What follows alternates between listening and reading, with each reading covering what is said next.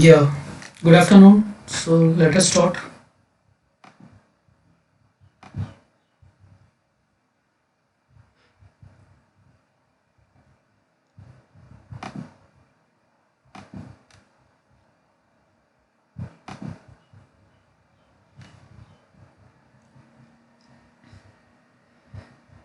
Okay, so we are discussing about MOOPS, multi-objective optimization problem. So especially in MOOPS, we are discussing about Pareto-based optimization. Previously, we have discussed non-Pareto-based techniques.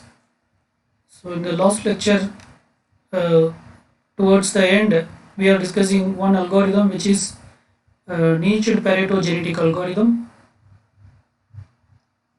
So I guess you remember. So niched Pareto based genetic algorithm, how it works in the sense, basically it selects two candidates, C1 and C2 at random, and then it wants to find like who is best, whether C1 is best or C2 is best. For that it creates a comparison set.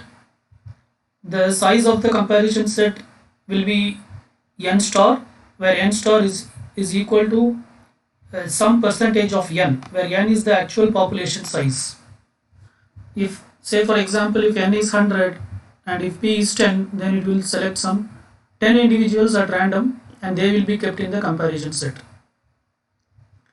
Then what the algorithm does in the sense, it checks whether c1 dominates everybody in this comparison set or not. Okay, then it just finds out whether c1 dominates everybody in this comparison set or not. Similarly, it checks whether c2 dominates everybody in this comparison set or not. Suppose if C1 dominates everybody in the comparison set and if C2 does not dominates every individual in the comparison set, then C1 will be chosen as the winner. Okay.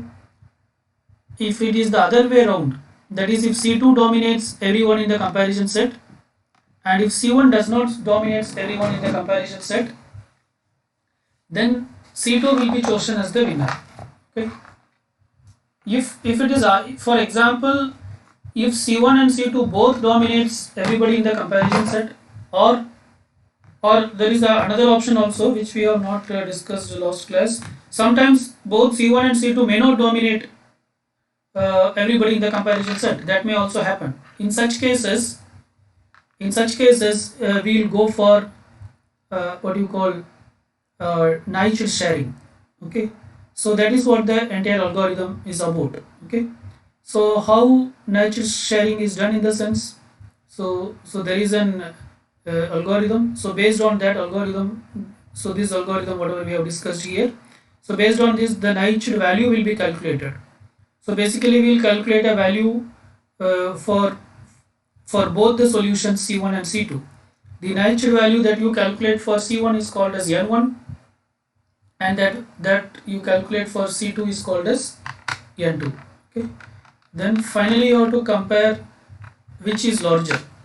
If N1 is less than N2, then we say that C2 is winner. Otherwise C1 will be the winner. The algorithm in brief about Naive Pareto genetic algorithm. So this pictorially or in a diagrammatic fashion, it represents the Naive Pareto genetic algorithm. That's it, nothing else. So you can see this. So what it says in the sense, this is the entire population. Just see the or just see this is the initial population. You have initial population of size n, whole population.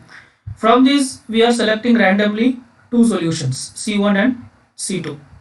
So now we have to find like who is the winner, whether C1 is the winner or C2 is the winner. For that we have to create a comparison set CS. This is the CS comparison set. The size of the comparison set will be n star. The where n star is equal to what? Some p percentage of n. Okay. So that many individuals we randomly pick up from this initial population, excluding C1 and C2. So we won't pick C1 and C2. Other than C1 and C2, some n star individuals will pick and will place here, and then we check whether C1 dominates everybody in this comparison set or not. Similarly, we check whether C2 dominates everybody in the comparison set or not. If C1 dominates everyone in the comparison set, and if C2 does not dominates everybody in the comparison set, then C1 will be the winner. If it is the other way around, if C2 dominates everybody in the comparison set, and if C1 does not dominates everybody in the comparison set, then C2 will be the winner. Okay. So this is two cases. What are the other two cases possible? Could someone say?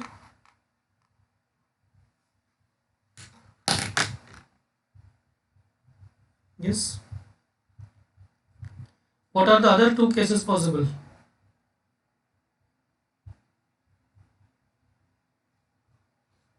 Am I audible? Am I audible or not?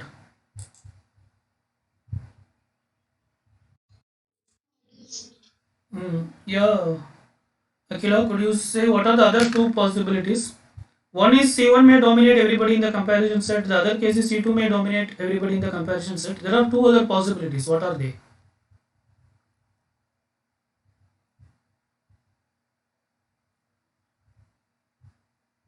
Yes.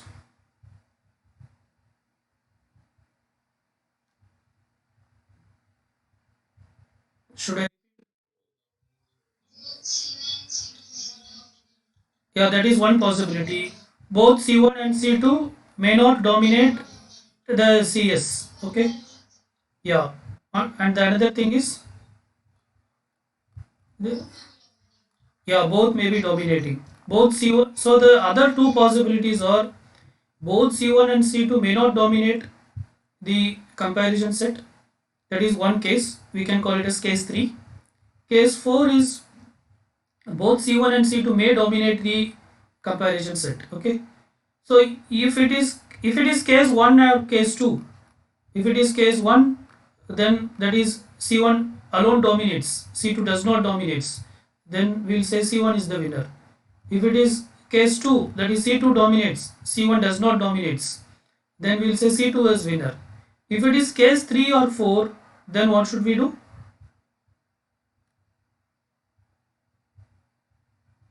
If it is case 3 or 4, then what should we do? What the algorithm says?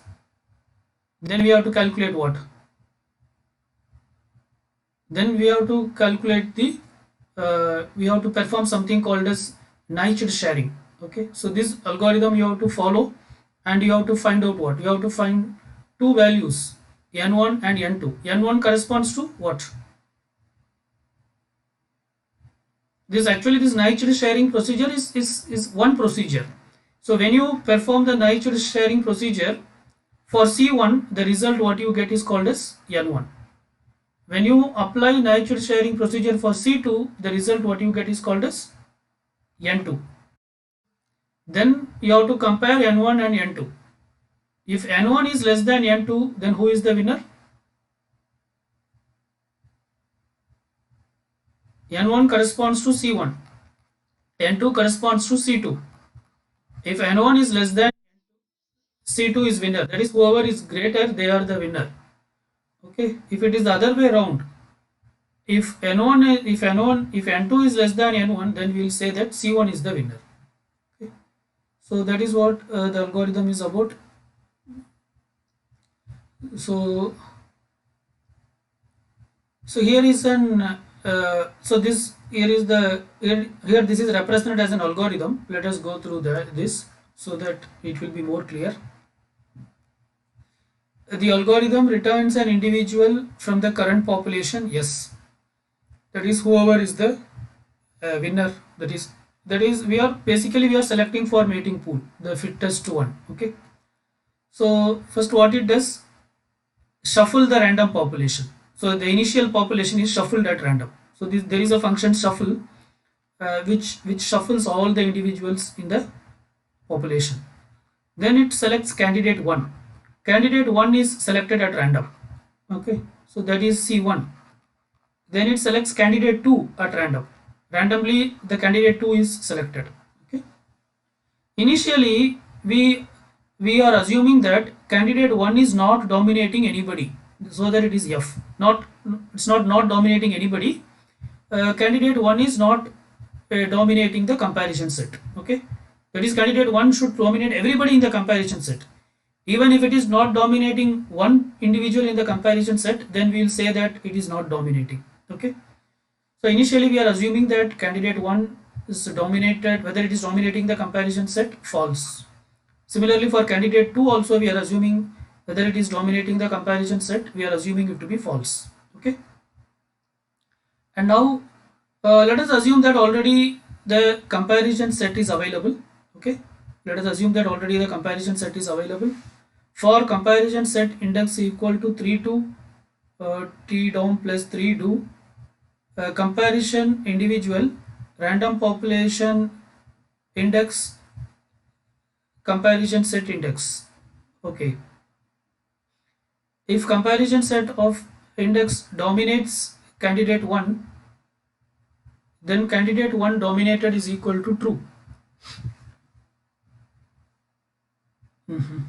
Okay, sorry, so this statement what it says in the sense here, initially we are assuming that it is dominated, it is not dominating. Okay, it is not, it is dominated. Okay, so this just it means that candidate 1 is dominated by anybody or not.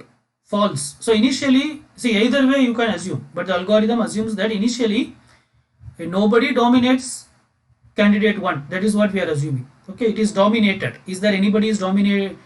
Is candidate 1 is dominated by somebody else, like that it is checking. Okay, so initially we are assuming that candidate 1 is not dominated by anybody. Similarly, we are assuming that candidate 2 is not dominated by anybody, right? Both we are assuming that they are, nobody is, none of the individuals in the comparison set is dominating either candidate 1 or candidate 2, which means that candidate 1 is dominating and also candidate 2 is dominating. That is what we are assuming.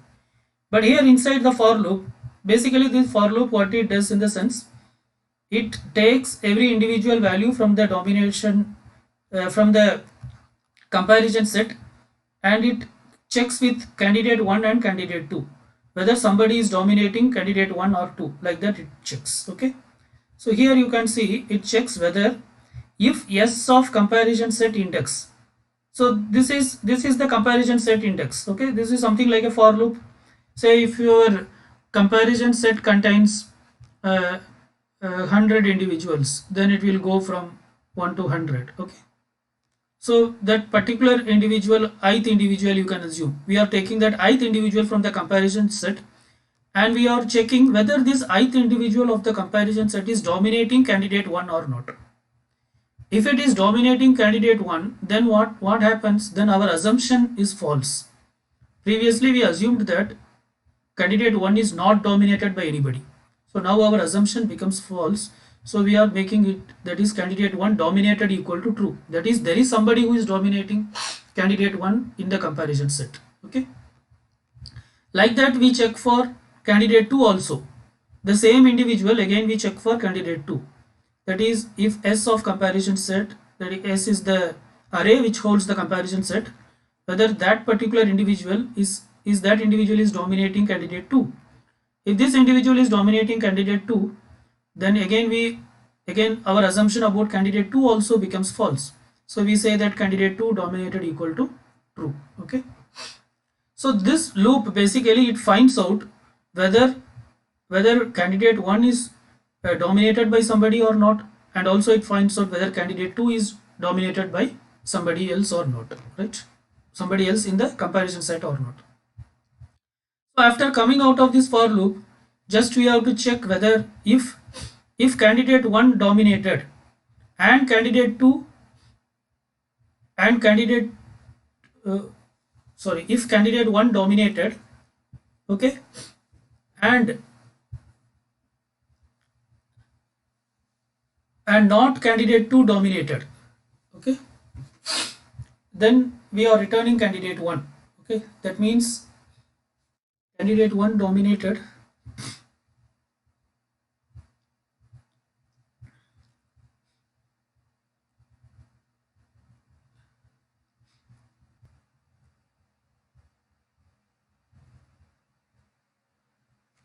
if candidate 1 dominated, that is candidate 1 is dominated by somebody, okay, and not candidate 2 dominated, I think this should be candidate 2, then we should return candidate 2, because in this case candidate 1 is dominated, right, and candidate 2 is not dominated, so candidate 2 will be the result, right?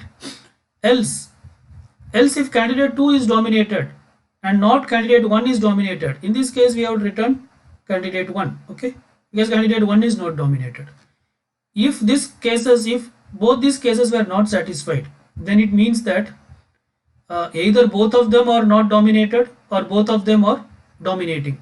In that case we have to identify the Naish count, okay. So if the Naish count of candidate 1 is greater than the Naish count of candidate 2,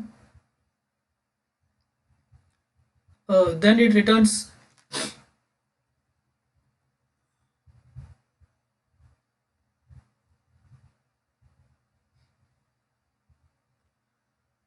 actually the Naish count which is greater, they are the fittest one, right, as per the algorithm. If n2 is greater, then c2 is the winner, right? If n1 is less than n2, then choose c2 as the winner, okay. So so but here it is returning n2, so you can assume that this algorithm is not returning the winner, it is returning the loser, okay. Either way it can work, right? If you return the loser also, you can find out who is the winner.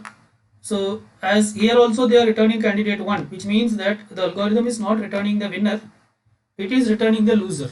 So if I know who is the loser, then also I can identify who is the winner, right? So here you can see if candidate 1 is dominated and candidate 2 is not dominated, it is returning candidate 1. Similarly, if candidate 2 is dominated and candidate 1 is not dominated, it is returning candidate 2.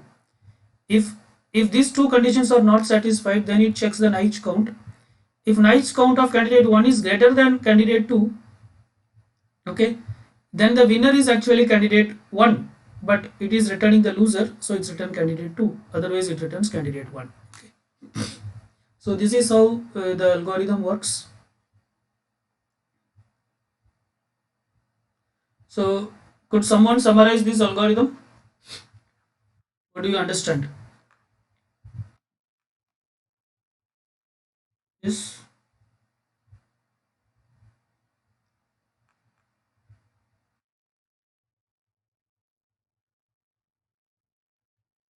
What it is returning actually?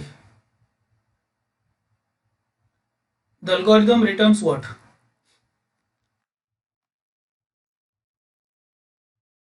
The loser. Yeah. So it is not returning the winner, it is returning the loser, okay. So what these two steps were doing here? What is this first two, these two things, what we are doing here?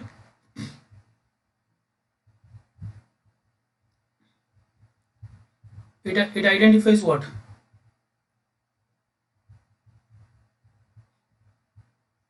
This, or this step, what it does? Yeah, it shuffles all the population, all the individuals available. And what it is, this step, what it is doing? It randomly picks up one individual as candidate 1, okay. And what this step is doing?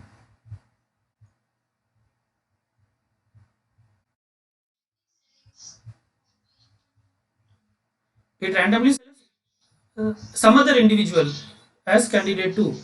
That's it, only one individual. What these two steps were mean?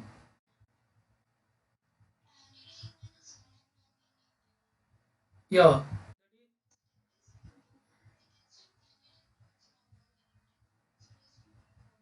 yeah. So we are assuming initially, we don't know. So we are initially assuming that both of them are not dominated by anybody, okay. But actually whether they are dominated or not, we don't know. For that we are running this for loop. So in this for loop, what this if statement does?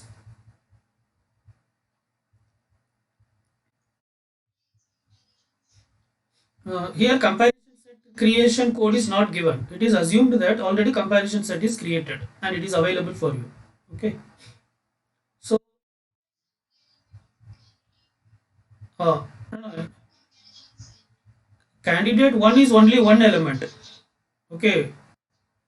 Who, candidate 1 is only one element. Candidate 2 is only one element.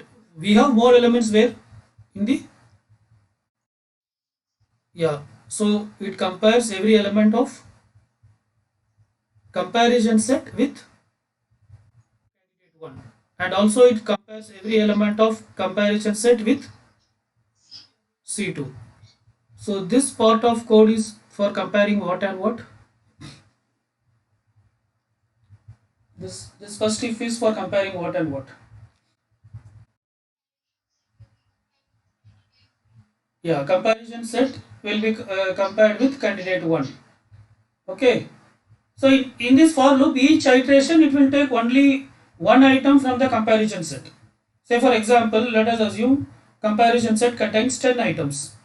Then when the for loop is repeating for the first time, it just compares the first item of the comparison set with who? Candidate 1. Okay. For example, if first item dominates candidate 1, then this candidate 1 dominated will become what? True. Okay. So which means that candidate 1 is uh, okay. It is there is somebody who is dominating him. Okay. So even if once this loop is going to repeat for 10 times, but even if once this condition is true, then candidate 1 becomes dominated. That is, he is not dominating the comparison set. Okay. Similarly, this loop is for comparing. This if is for comparing what? 2. So we are checking whether the particular item of the comparison set is dominating candidate 2. In that case, candidate 2 dominated is made true. So like that, the loop will repeat for 10 times and it will check for every element in the comparison set with the candidate 1 and candidate 2. So after coming out, if candidate 1 is dominated means it is true, which means what? Somebody is there to dominate. If not, if candidate 2 is not dominated means there is nobody is dominating candidate 2. It returns candidate 1. So it says that candidate 1 is the loser. Okay. Else if it says whether candidate 2 is dominated means this is candidate 2 is true. That is, it is dominated and this is not dominated. Okay. Then it returns uh, candidate 2 as the loser. Okay. If these two conditions were not satisfied, then it means that, then what does it mean? If any one of these is that is one possibility. Another possibility is, yeah. So either both are dominated or both are not dominated. In that case, we have to calculate the, yeah, niche count for C1 and for C2. If niche count of C1 is greater than C2, then who is the winner? Who is winner? Okay, but we are returning the loser. So candidate 2 we are returning. Else we are returning candidate 1. Okay. So this is how the algorithm works at the top level. Okay. So here are some of the observations of this algorithm. So this algorithm actually does not apply Pareto selection to the entire population, but only to a segment of it. The technique is very fast and produces a good non-dominated number that can be kept for a large number of generations. However, besides requiring a sharing factor, this approach also requires a good choice of value t-dom to perform well, complicating its appropriate use in practice. So basically what does it say in the sense, say your population means here, population means solution, right? So the solution space, let us assume this is the solution space, okay? But this algorithm, what it does in the sense, it does not apply Pareto selection to the entire population. Okay, it applies Pareto selection to a subset of the population. It identifies a subset, and for that subset only it produces the Pareto solution. Now, who is going to identify this subset? This subset should be identified by the programmer or by the user. So, which is a complex task. Okay, so for example, as a expert, you know that okay, somehow you know that this is the entire solution space, but you identify that the optimal solution is in this area. Then you can apply this algorithm. Otherwise, you cannot apply. Otherwise, to search the entire space, the solution, this approach may take more time or it may be high costly in terms of computing, right? So that is what it says. It does not apply Pareto selection to the entire population, but only to a segment of it. So this segment should be known. So if the expert who is working on the problem, if he knows this segment, that is for which area of the population is going to produce the better solution, if that area is known, somehow you know. So somewhere in this only the good solution or the optimal solution should be lying. So if you can identify that, then you can apply this technique. Okay, right? So that is what it says. Okay. So this is maybe one of the drawback with this approach. Okay. So that's it about this algorithm, which is niche Pareto genetic algorithm. And so far we have discussed a few techniques for solving multi-objective problems using evolutionary algorithm techniques. So generally whatever we have discussed, it can be classified into three categories or three strategies generally we are using. For example, if you take a problem with two optimization, okay, so we are discussing about multi-optimization, which means there are multiple functions to be optimized. So let us assume there are only two functions we have, f1 and f2. Okay. So then how to optimize these two functions f1 and f2? We have three strategies available in general. The first strategy, what it says in the sense, solve f1 separately and solve f2 separately. Okay. And then you identify, when you are solving f1 separately, identify what is the best answer. And when you solve f2 separately, identify what is the best answer. Okay. Maybe when you solve f1 separately, the best answer may be say xi. When you solve f2 separately, the best answer may be xj. Okay. And now you can see like with this, now you have to identify like which will be the best answer, how to identify the best answer. So this is the first technique. The second strategy, what it says in the sense, solve only f1, but use f2 as a constraint to solve f1. So normally when we solve multi-objective problem, we use constraints, right? There will be some constraint. There will be an objective function and also there will be constraint. So here you want to solve two functions f1 and f2, solve the problem for f1, but use this f2 as a constraint. Okay, that is given this condition, solve f1. Otherwise the reverse way, solve f2, use f1 as a constraint. This is second strategy. Third strategy, what it says in the sense, you just perform union operation on the two functions and then solve it. Okay, so these are the three generic strategies which are generally used to solve multi-objective evolutionary problem. Okay. For example, if you remember, there is an approach called lexicographic technique, which we have discussed. It is actually a non-Pareto based technique. Okay. Could you recollect? Could someone say how lexicographic approach works? Today you have test one also, you might have recalled. Could someone summarize?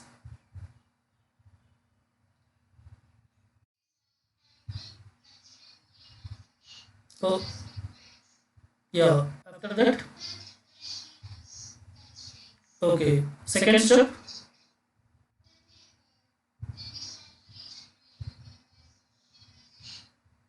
Yeah, when you do for the next individual, one more constraint will be added. What is that? Exactly. The previous result will be added as a constraint. So that is what is the second strategy says. Okay.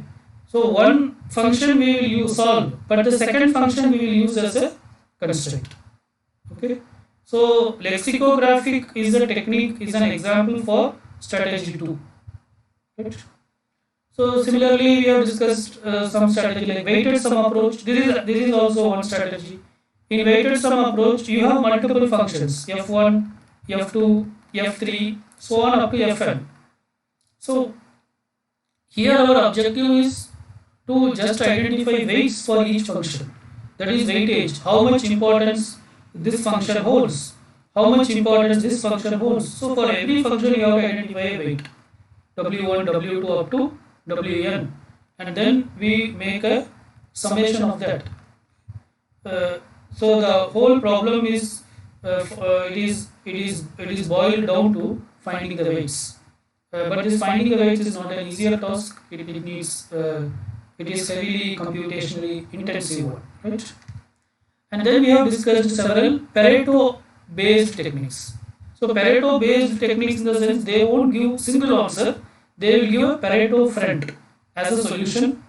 So the set of solutions available in the Pareto optimal friend will be treated as a solution, and all these solutions will be non-dominating each other. So this is something like a partial summary of whatever we have discussed so far, but still this move concept is not over, still we will be continuing. So the next algorithm that we will be discussing is called as NSGA, which stands for non-dominated sorting genetic algorithm. Non-dominated sorting, okay. So this term itself you can understand. Non-dominated means it is Pareto, okay. So Pareto, it is otherwise called as non-dominated set, that's all, right. So a Pareto set is what? It is a non-dominated set, okay. So it is a non-dominated sorting algorithm, means it is a Pareto based sorting algorithm. So these are the two scientists or the researchers who proposed these algorithms in 1994. So see, one thing you can observe, whatever the algorithms we are studying, you see these are comparatively they are very recent. See, if you have seen other courses, any other courses, if you see most of the algorithms, they might have proposed in early 1940s or 50s or 60s during the time when computers were introduced. But these algorithms, if you see, it is in almost all the algorithms, whatever we have discussed, all in mid 1990s. So which also says that this topic itself is very new. Soft computing, okay, is very new, and also it is ignored. It is ignored at least for 1 or 2 decades, okay, until this machine learning boom happens. Since 2012, nobody bothered about machine learning. Okay, after that only there was a paper which was published on deep learning, which produced great results, especially on working with images. Okay, especially for image search, all those things. Okay, so later only it got picked up. You might have also observed, see for example, Google image search, it is working properly only for the past 10-15 years, past 10 to 12 years.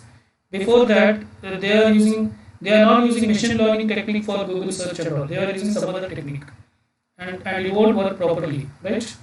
Even this Google Translate, you can see, for the past 2-3 years, Google Translate has improved so much. Now you can give some English text and you can convert to Telugu or Hindi or any other language. It converts very nicely. Almost you will be 90% is okay. Some text you may have to change. But I remember, if you just go back 5-6 years back, it is not like that. Its conversion will be, its translation rate will be very poor. So whatever the input we are giving now for translating, so Google is using that as a training set, and they are running the algorithm in the background, and they improve the algorithm. Okay, so for that they are using machine learning techniques. Okay, so now Google, Facebook, Twitter, they are all using machine learning techniques, right? So soft computing is also it is a one class of artificial intelligence. Okay, like machine learning is one class, Like that, soft computing is also another class, right? Okay. So this is published in this paper, IEEE Transaction on Evolutionary Computing. So all IEEE transactions are very standard papers. See, it would be better even, so far we have discussed many algorithms. So actually we are discussing this algorithm only in brief. We are not going in detail. Like we are not taking a problem and we are not solving it. If you do that, probably I think we can do only one problem. I mean one algorithm. Uh, but I advise you to at least go through this paper and to study at least one paper thoroughly, because that may help you a lot. Okay. So this algorithm, what it does in the sense, basically it does two things. It creates a non-dominated sorting procedure. First it gives some ranking, a ranking selection method to select good non-dominated points. What is non-dominated points? What is meant by non-dominated? Yeah. So yeah, non-dominated means they are Pareto friend. Okay. So it identifies the non-dominated points and it gives a rank for that, right? And then it uses a Naiche method, which is used to maintain stable subpopulation of good points. Okay. So what is that? So this Naiche method. So see what it says in the sense. Say for example, the solution is something like this. That is, you have points here, here, here. Say this is one non-dominated friend. Let us assume this is something like this. So this is f5, so this is f1, and this is f2. Okay. So this is one non-dominated friend. Now we are going to rank this. Probably you may rank this as 1. All the solutions here are rank 1. All the solutions here are rank 2. All the solutions here are rank 3. Then we will give some fitness value. For all these solutions, now we will give same fitness value, because they are in the same non-dominated set or in the same Pareto optimal friend. So for example, you may give all these things the fitness value 1000, because they are the most fittest, rank 1. For all these things, you may provide a fitness value 500. These three solutions are of, they are non-dominating. Okay.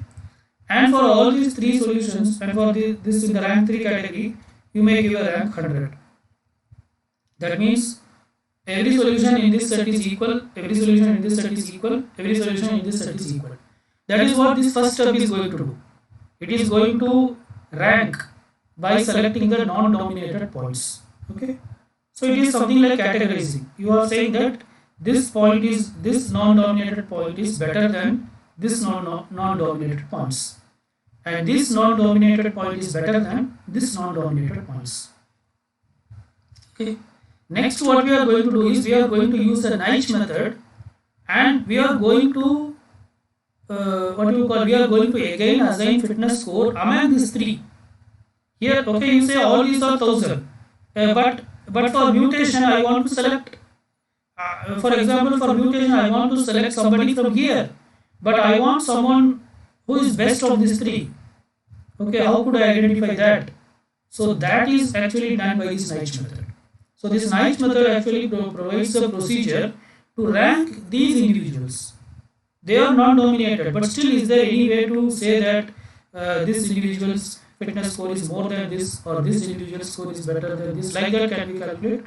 So that will be done by this Naiche method. Okay. So this is what the two steps it does. So to summarize, the first step is to assign rank based on non-dominated set, and after assigning rank, it assigns a shared fitness score for a given rank. That is, all the individuals who share a particular rank will share their fitness score also. That is the first step. And the second step, what the algorithm does in the sense, it uses a Naiche method to identify the unique fitness score for every individual in a particular non-dominated set. Okay. So this is what it is going to do. Now let us see exactly how it works. I think you are following. So here we use some parameters. P represents the set of solution, or P is, you can say, it's the entire population. P stands for population. So all the initial set of solutions or input population is called as P. Xi denotes the ith solution, some ith solution which is of interest, which is of our interest. We want to identify whether this ith solution is a good fit or not. So some ith solution is Xi. Okay. Si denotes the set of solution which dominate the solution Xi. Okay. So Si denotes the set of solution which dominates Xi. That is, how many solutions are dominating Xi. That is Si. Okay. Pa denotes a non-domination friend at the kth level. Pa denotes the non-dominated friend at the kth level. Output as sorting based on the non-dominating rank of a solution. So, for example, say this is the function f1. You want to maximize f1. Say f2 also you want to maximize. Now these are the points. Let us assume these are the solutions. Now you can say that this is one non-dominating friend. This is another non-dominating friend. This is another non-dominating friend. So now we can say that this non-dominating friend, you can say this is level 1, this is level 2, this is level 3. They are, see, all, nobody is dominating these 3. Out of these 3, nobody is dominating them. But these 3 solutions were dominated by these 3 solutions. Okay. So this is level 1. In level 1, we have this 3 as non-dominated set. In level 2, we have this 3. Okay. So Pk denotes a non-dominated friend at the kth level. At the given level, what are the non-dominated individuals? Okay. Ni denotes the domination count. That is the number of solutions which dominates Xi. So if you see here, Si denotes what? The set of solution which dominates Xi. Where Ni denotes like how many solutions are dominating Xi. So basically Ni is the count of Si. Okay. So could you say what is P here? What is P?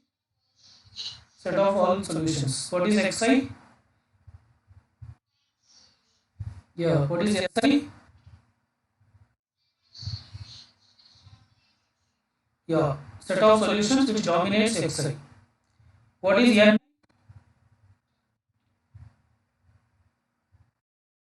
Count of Si. Good, good. What is P? At the kth level. Yeah. If, for example, if Si is empty set, assume Si is empty set, then what is Ni?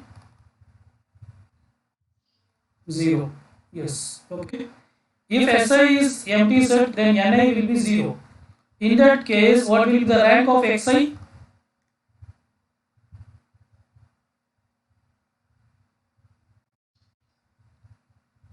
Recall rank. No, recall rank definition. Yesterday we have discussed what is the definition. Yeah. So what is the rank? 1. 1. Nobody dominates Xi. Okay. So rank will be 1. Is it clear? Okay. So basically we want to identify. So we are going to identify, like, first we'll pick up some Xi. Then we will check whether somebody is dominating Xi or not. If somebody is dominating Xi, then we will add it to the set yes. Okay. So then based on that we will identify the rank of X. Okay. So we are using all these parameters, right? So let us see this example. Here you can see there are two functions f1 and f2. Here we want to maximize f1 and also maximize f2. Okay.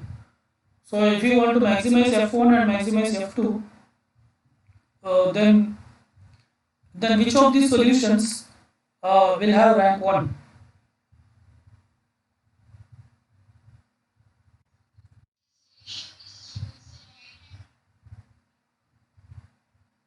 Yeah, what are they? This is the entire population. So here there are four friends marked: friend 1, friend 2, friend 3, friend 4. With this you can say which one will have rank 1.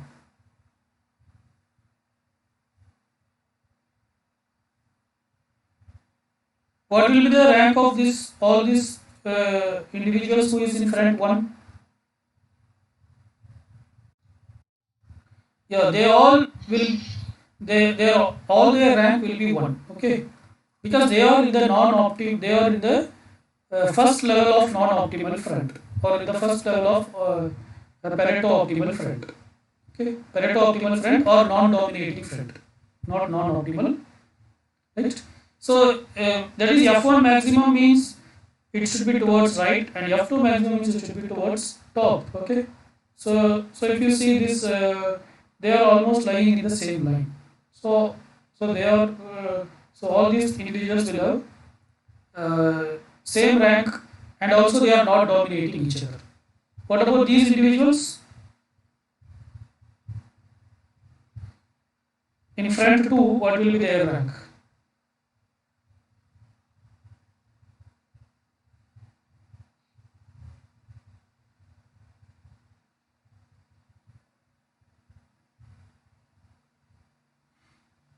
So, so, so these are the individuals in front 2.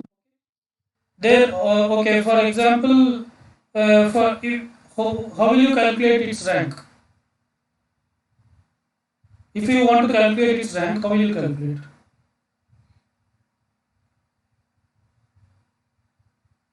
Say 1 point. Say I want to calculate the rank of this individual. How will you calculate? It is the set of solutions. You have to identify what? You have to identify the set of solutions which is this solution. Okay. So which are the solution which is dominating this solution?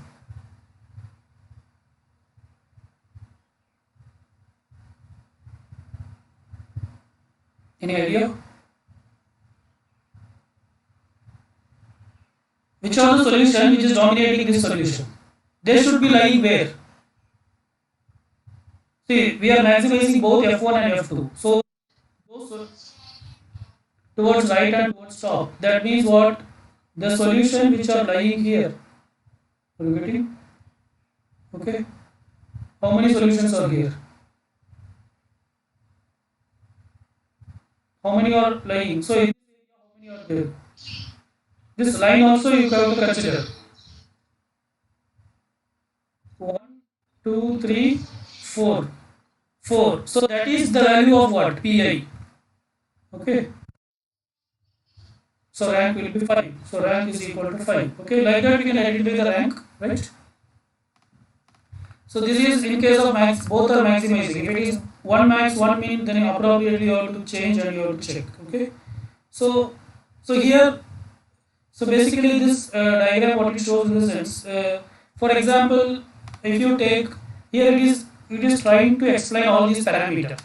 So let us take this xi, this let us take this point as xi. If you take this point as xi, then what is si? It denotes the set of solutions which dominate xi. So which are the solutions which dominates xi?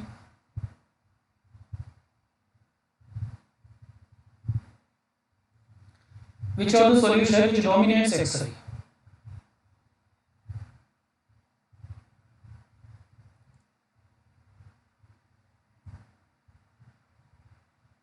Now again it is similar to rank, right? So these are the, yeah. So these are the solutions which dominates xi basically. Okay. So that is they should be lying towards right and also towards the top. So these three are the solutions which is dominating xi. Okay. If this point is xi, then that will be si. Then that will be si. Now what will be ni? 3. That is the number of solutions in that. Okay. And pk denotes the non-dominated friend at the kth level. So here if you see at the first level, the non-dominating friend is this set of points. So this is at the first level the non-dominating friend. So it means that these are the best individuals. These are the best individual. Now, if you want to find the next best individual, if you want to identify the next best individual, let us then remove this from the population. Just remove all these individuals because already we know that these are the best individuals. Now, whatever the uh, now now these individuals will get first rank. If you remove this, then who will be first rank? Whoever is in the front two, they will be first rank. So now you can identify that all these individuals will be all in the next level. Okay. Similarly, if you remove this, then who will be in the first rank? Front three. Yeah. So this is how the algorithm works. First, the algorithm will identify the Pareto optimal friend at the top level and it assigns rank 1, and then all the rank 1 individuals will be removed, and then it identifies next level of rank 1. So they are also in the Pareto optimal friend. Then it removes that. Then it identifies the next level of individuals. Okay. After removing this, then who will be assigned rank 1? The one in the front 4. Yeah. Okay. So this is how the algorithm works, right? So here is the algorithm. So let us see how it works. So basically, it takes an individual xi and it checks whether anybody is dominating this xi or not. If somebody is dominating xi, they will be added to si. That is the set si, so on and so forth. Okay. So let us walk through the algorithm. For each xi belongs to p.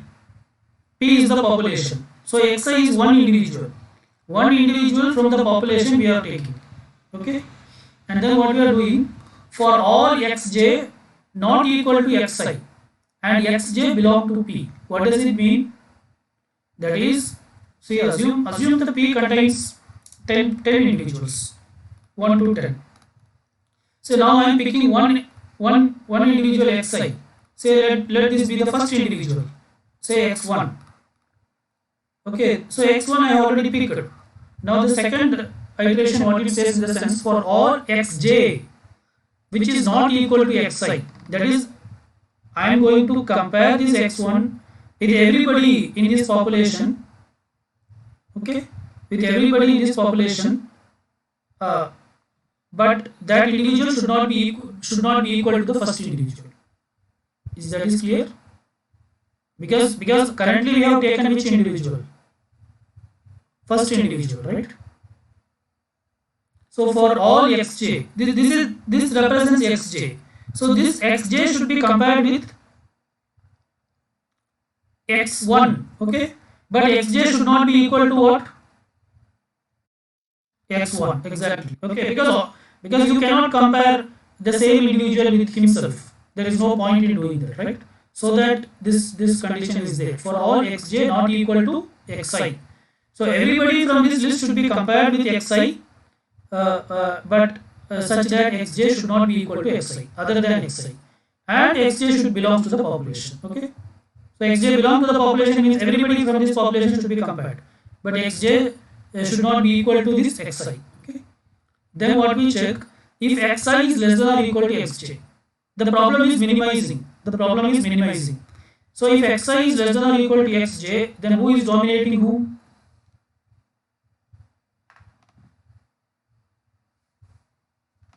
Yes. See, in all algorithms, we are considering as minimization for as a generalization of concept. Okay. So if xi is less than xj, then who is dominating whom? Our objective is to minimize. Yes. So xi is dominating xj. Okay. So it means that xi is dominating xj. Okay.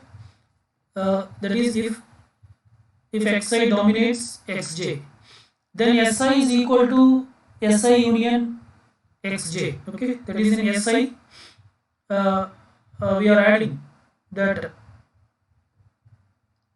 we are adding that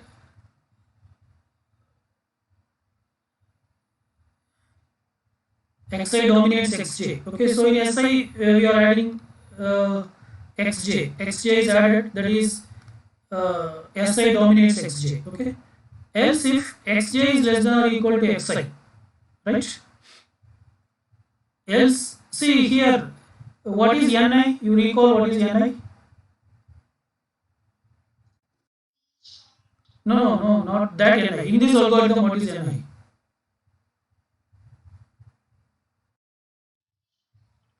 Domination count. That is how many. See, actually, there is a slight difference between the algorithm and this implementation. Here, SI represents what?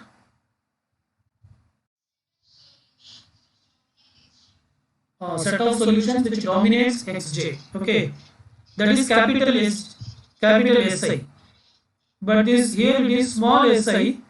This small Si is what, if you see properly, if xi is dominating xj, then we are adding it to si. Okay, so we are adding xj. So what does it mean? Who is dominating whom? Xi is dominating or xj is dominating? Xi is dominating xj. So whoever is added in this list, they are dominated by xi, right? Okay. But what should be ni? Which si? This si or the other si? What is that? Ni should be, is there anybody is dominating ith individual? This is what Ni. Is it clear? Ni should be what? How many individuals are dominating the ith individual? Xi. Okay. So here you see, else if xj is less than or equal to xi, what does this means? If xj is less than or equal to xi, then who is dominating who? If xj is dominating xi, in this case we are incrementing ni. Is that is clear? Is it clear?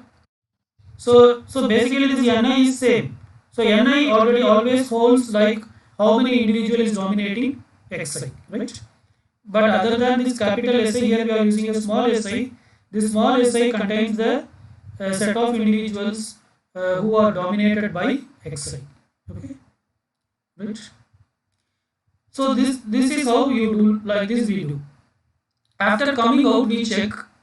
After coming out, see here what we are checking. If ni is equal to 0, if ni is equal to 0, then what does it mean?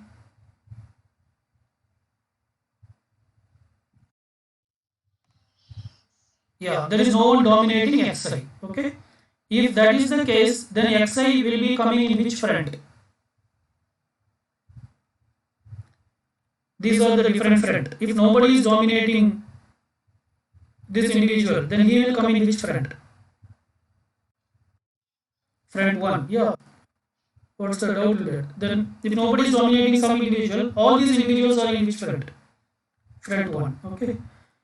So there, then now we are noting down their front. If ni is equal to 0, keep xi in P1, that is in the first front. Okay.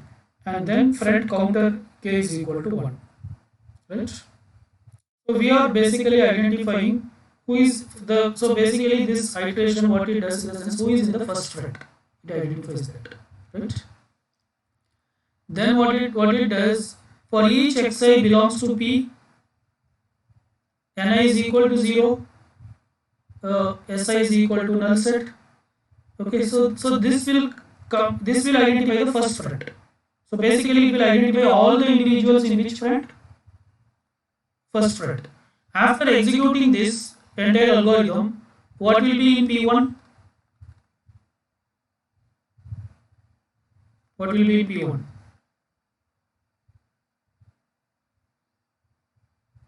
Yes.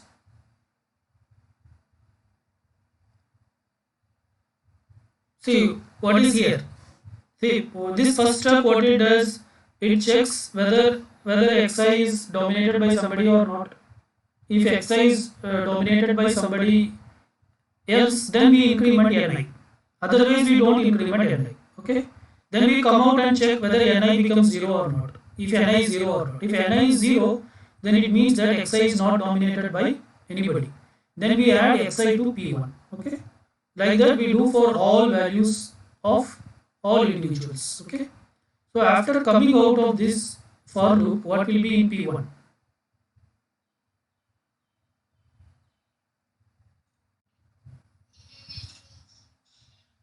Yeah, yeah, exactly. So it will be all the individuals in front one. Okay, so we have identified all the individuals in the front one, right?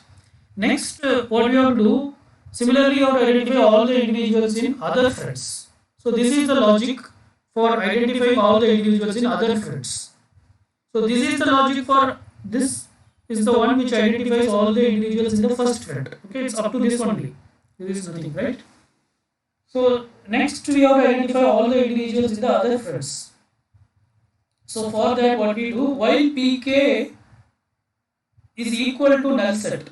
Actually this is an algorithm. So it means that you can consider this as while Pk not equal to null set. Okay. So until it is not equal to null set, it will repeat. Right. So the way of implementing varies with different programming languages. Okay. So this is an algorithm. So just what you understand, what you should understand in the sense, as long as pk is not null, it will return. It will repeat. Okay. Currently our pk is not null because we have p1. In p1 there are some individuals who is in the front one. Okay. So it gets in. Initialize q is equal to null set. So q is an empty set. Then what we do, for each xi belongs to pk, you take one individual from this p1, that is who is in the first front, front 1. Take one individual, that is xi from pk, and for each xi belongs to si. Okay, xj belongs to si, and for each xj belongs to si. As per this si is null set, let us assume si is null. Okay. Update nj equal to nj minus 1. If nj is equal to 0, then xj in q. Then keep xj in q. Else q is equal to q union. Then if nj is equal to 0, then xj in q. Else q is equal to q union xj. See what will see. Please try to understand what is exactly doing in the sense. See, P1 is initially what P1 contains all the individuals in the front one. Okay, these are front one. Initially Q is empty. So what it does, for each xi belongs to Pk, you take one individual from P1, right? We take the first individual from P1, and for each xj belongs to Si, we are going to do this. Initially our Q is empty, right? Update nj equal to nj minus 1, right? That is for this individual, for this particular individual xi, his n value, we are going to subtract it by 1. Okay. But what is its n value? Nj, ni is what? Ni is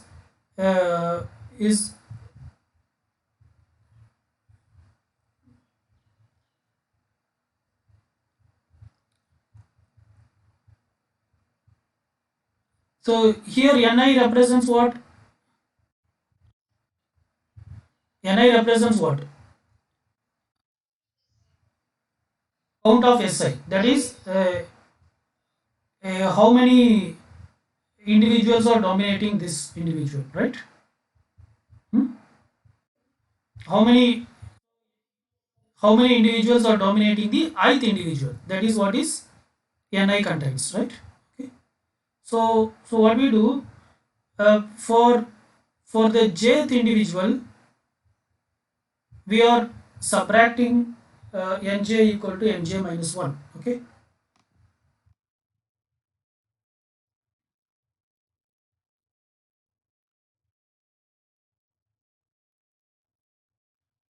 So basically what it checks in the sense, after subtracting, suppose if nj becomes 0. Okay.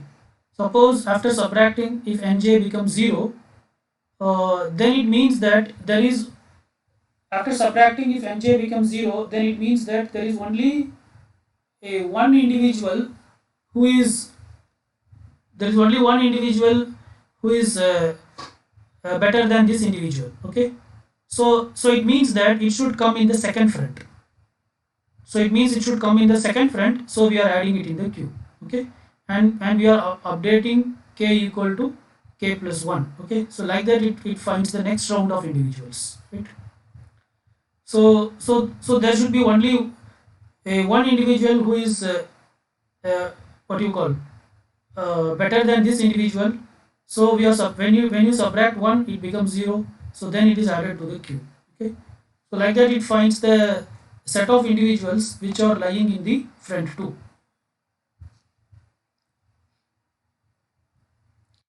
This is the complexity of this algorithm. It is order of m square, where m is the number of objective and n is the population size.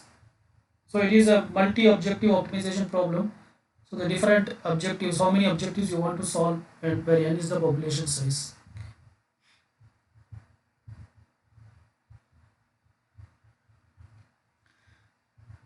So if you see this case, this is maximize f1 and maximize f2. So these two are in the same front. These two are in the same front, and this is in one front. Okay, these two are not dominating each other. This is not dominating each other. Here there is only one solution. Okay, so how the algorithm works in the sense, initially these two will have the rank 1, this will have rank 2, this will have rank 3. Okay, and then it will assign some fitness value for this, a common fitness value, shared fitness value for these two individuals, and a shared fitness value for these two individuals, and a fitness value for this. Then it has to identify. So this is the first step. Then the second step is the ninth step, where it has to identify the updated fitness score for individuals. So how is that is done? Okay, so there are three non-dominated front in this diagram. There are three non-dominated front. This is one, and this is one. The solution in the front or 3, 5 is the best one. So the best solution is what? 3, 5. And the next best solution is 1, 4. Okay, and the worst solution is 2. So this is how they are categorized. So 3, 5, this is best, 1, 4 is next best, and this is the least best or worst solution. So these two solutions fall in the same category. You can call it as rank 1, and this 2 falls in the next category, maybe rank 2. This is next category, rank 3. So NSGA is based on several front of classification of individuals. So this is how. So this is like that it classifies. This is front 1, front 2, front 3. Like that it classifies the individual into several front. It finds a front at a particular rank and then assigns a fitness value called dummy fitness value to each solution in the front by following, okay, by sharing the fitness value. Okay, so that is all the individuals in a particular front will share the same fitness value. This fitness value we call it as dummy fitness value. All the individuals in the given front will share the same fitness value, which is called as dummy fitness value. It then selects some individuals based on shared fitness values of the individuals for mating pool. Okay, so reproduce offspring for next generation and thus completes the iteration. Now from the shared fitness, I mean in a given front, all the individuals will be sharing their fitness value. From this it will select some individual for mating pool. Okay, but in between that there is a step like before selecting, it is going to replace this dummy fitness value with some other fitness value. Okay, right? So here is an overall explanation of the algorithm. Start with the initial population, identify the individuals in the front one. Okay, you check his population is classified, that is identify non-dominated individuals, that is the Pareto optimal front. Assign dummy fitness value, fitness sharing. Okay, that is assign dummy fitness value In the sense, everybody in the given friend will take the same fitness score. Similarly, do it for the other friends also. Friend 1, friend 2, friend 3. Maybe different friend available in the solution. Depends on the solution. Okay. Then select the individuals for mating pool and then go for reproduction. Then evaluate the individual and check whether it is converged or not. Okay. Yeah.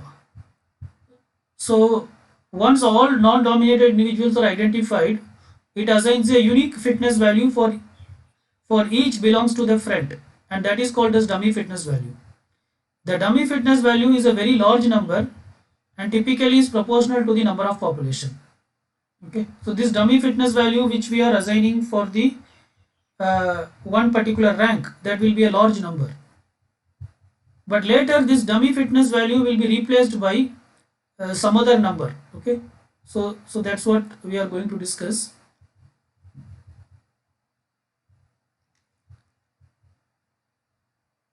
So see this, the same fitness value is assigned to give an equal reproductive potential to all the individuals belong to the friend.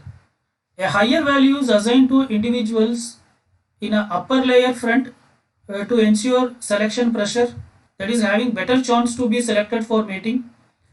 As we grow an upper friend, as we move from upper friend to the lower friend, the count of individuals are ignored. Okay, and thus number of population successively decrease as we move from one friend to next.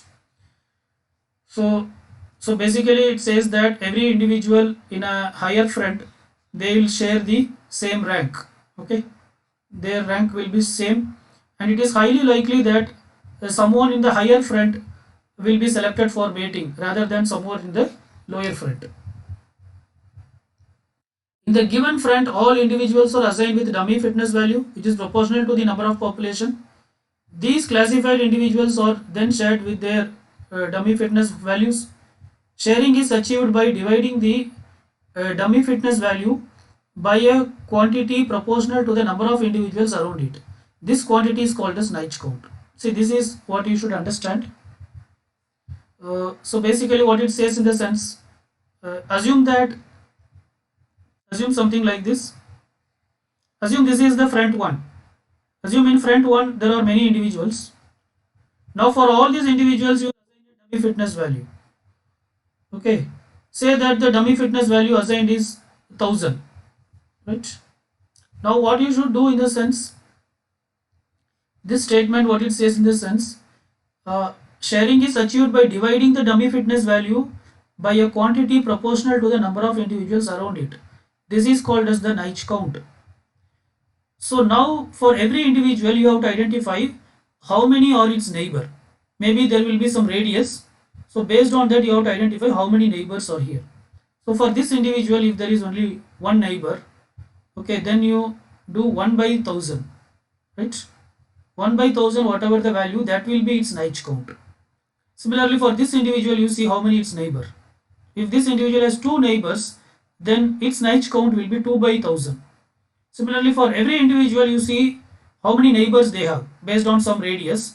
So that number divided by 1000, that is 1000 is the shared fitness score, that will give their Naish count. Okay, now every individual on this friend have a Naish count. Okay, so based on this Naish count, we are going to calculate this Naish count will be used to identify like who is better than who in a particular friend. Because say for example, this friend has many individuals, say 1000 individuals are in this friend. Now the algorithm will always try to select individuals from this friend for mating pool.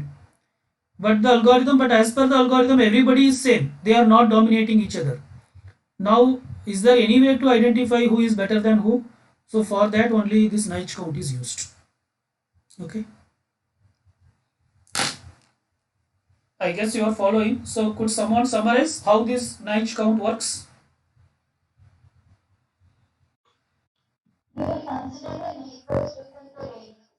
Yeah. Hmm. Is it uh, is it always 1000 divided by what?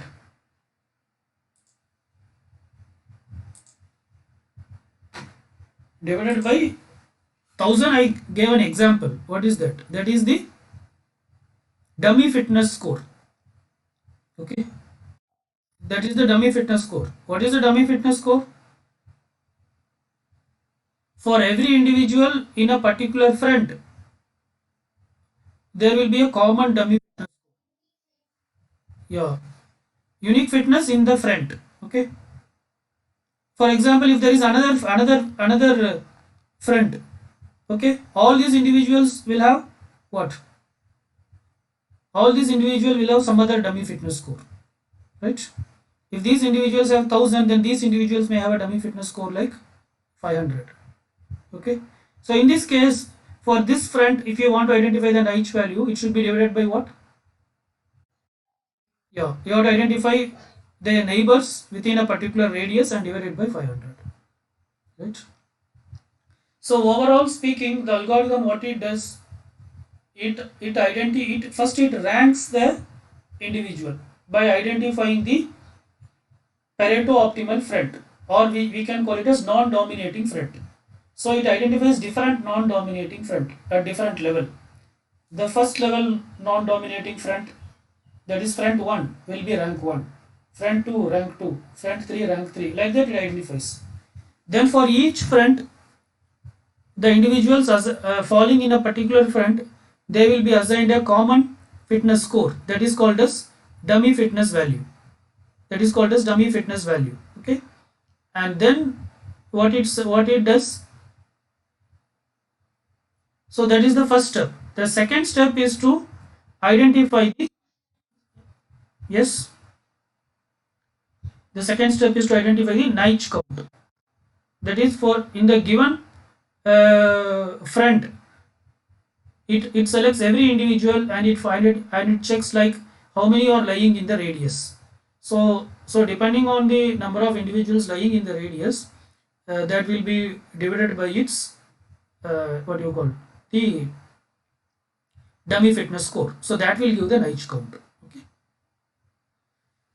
right? So see if you recall this definition, there is no hard and fast rule that exactly you have to identify the number of individuals in the given radius and uh, divided by the what do you call, the dummy fitness score. That is one technique.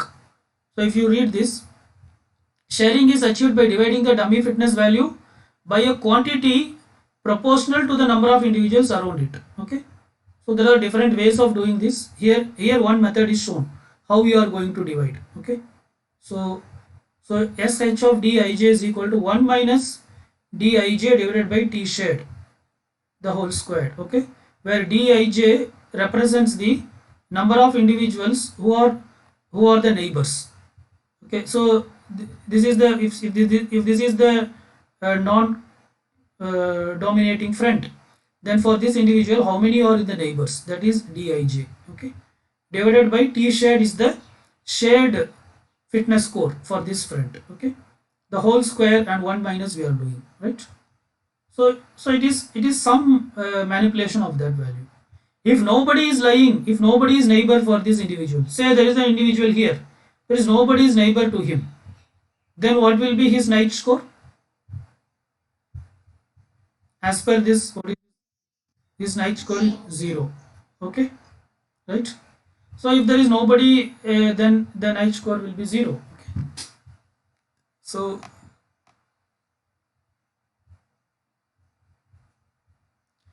So here it is not nobody. If dij is less than t shared, you follow this. Otherwise, it is 0. Okay. The quantity is calculated by computing a sharing coefficient denoted as sh of dij between individuals xi and xj belong to the friend as per the following. Right?